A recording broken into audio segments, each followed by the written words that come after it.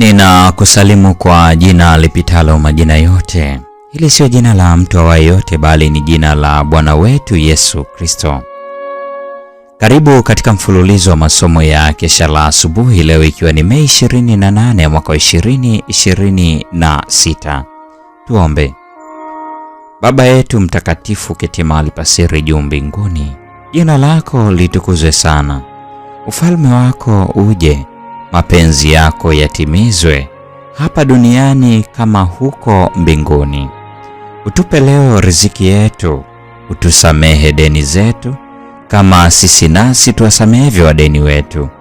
Usitutie majaribuni, lakini utuokoe na yule mwovu, kwa kuwa ufalme ni wako na nguvu na utukufu hata milele. Amina. Mada ya leo ina kichwa kinachosema kielelezo kwao waaminio. Imejengeka katika kitabu cha Tito sura ile ya 2 aya 11 na 12, ambapo neno la Mungu linasema, maana neema ya Mungu iwaokoayo wanadamu wote imefunuliwa, nayo yatufundisha kukataa ubaya na tamaa za kidunia, tupate kuishi kwa kiasi na haki na utauwa katika ulimwengu huu wa sasa. Kuna kazi kubwa kwa ajili yetu kufanya ikiwa tunataka kuurithi uzima wa milele. Tunalazimika kukataa uovu na tamaa za kidunia na kisha kuishi maisha ya haki. Hakuna wokovu kwetu isipokuwa katika Yesu, maana ni kwa njia ya kumwamini yeye ndipo tunapokea uwezo wa kuwa wana wa Mungu. Lakini si tu imani ya juu juu, ni imani ile ifanyayo kazi ya Kristo.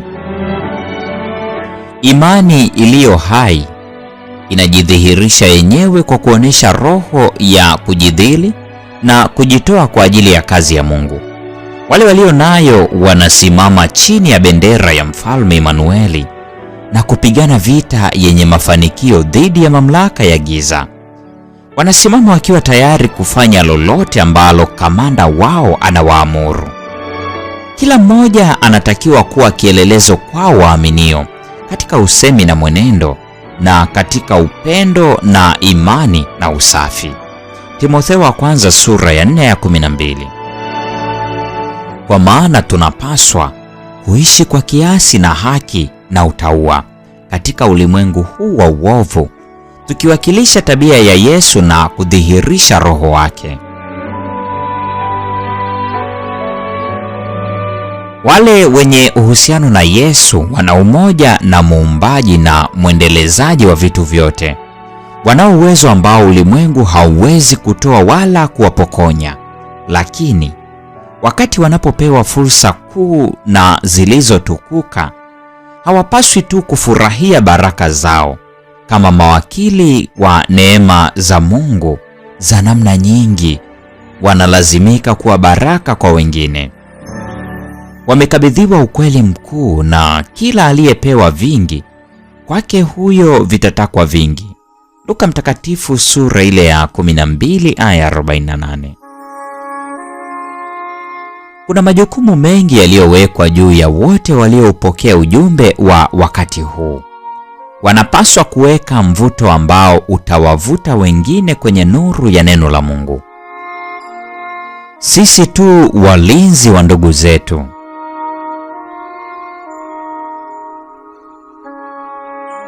Ikiwa tu waumini wa kweli katika Yesu, tutakusanya miale ya utukufu na kisha tutaangaza nuru katika njia yenye giza ya wale wanaotuzunguka. Tutaonesha tabia yenye neema ya mkombozi wetu, na wengi watavutwa kwa mvuto wetu kumtazama mwana kondoo wa Mungu aichukuaye dhambi ya ulimwengu. Injili kama ilivyoandikwa na Yohana mtakatifu sura ile ya kwanza 29. Hii ni Mei 28, mada ikisema kielelezo kwao waaminio.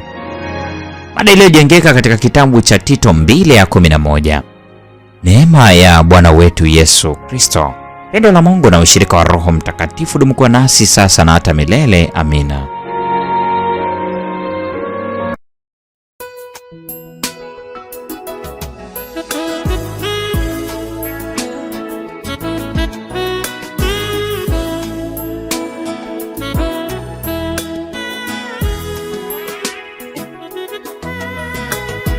Waogopa kifo, wadhani kwamba mwisho kuishi.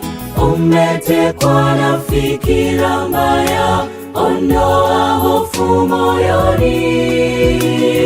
Umepewa uzima, Bwana aliyokuahidi.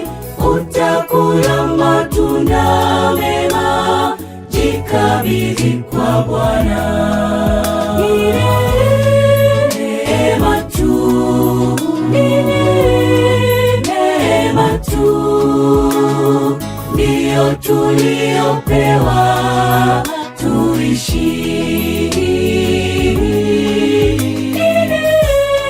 Neema tu, neema tu, ndiyo tuliopewa kuishi.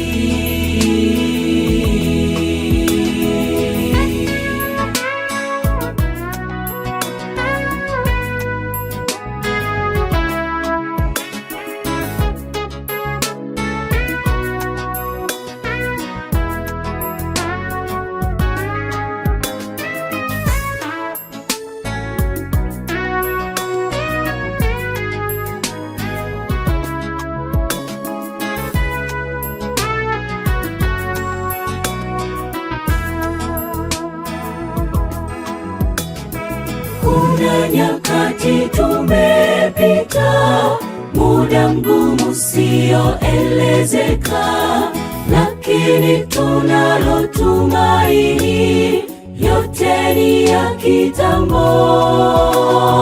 Tumetanga pasipo dira, hatufahamu tunakoenda, lakini tunayo faraja kuu, Bwana ni mkombozi.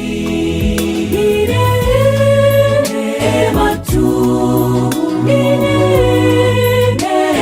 tu, ndiyo tuliopewa tuishi. Neema tu, neema tu, ndiyo tuliopewa kuishi. Mpango wa Mungu wa ukombozi ulikuwa mwema, akashuka duniani kumtafuta wanadamu. Aliacha vyote, enzi na utukufu, aliacha vyote, enzi na utukufu.